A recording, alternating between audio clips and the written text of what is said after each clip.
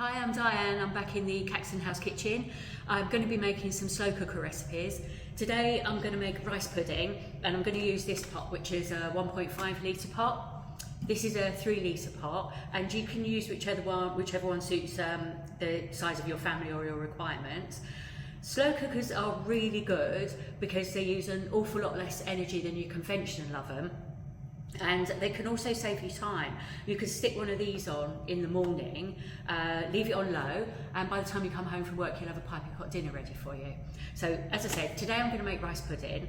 So I'm going to start off by greasing my pot. I'm just going to use a bit of tissue for this to hold the butter, and I'm just going to grease the inside of the pot. This is so that the recipe doesn't stick.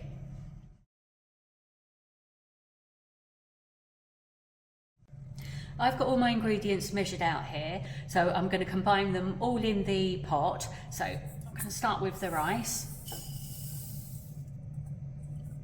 and the butter,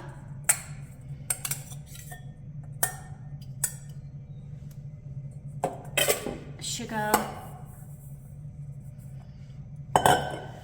and some nutmeg. The nutmeg is optional, but I like it, so I'm going to put some of that in. And then the milk, just to bring it all together.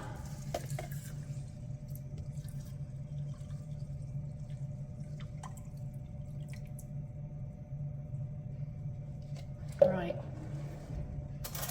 I'm going to give it a stir.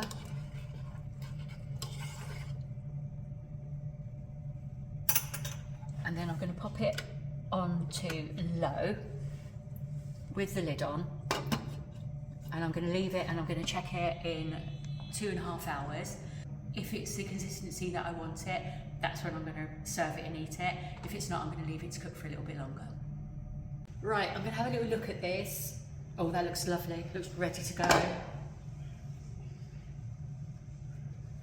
Oh, it smells so good, I have to tell you.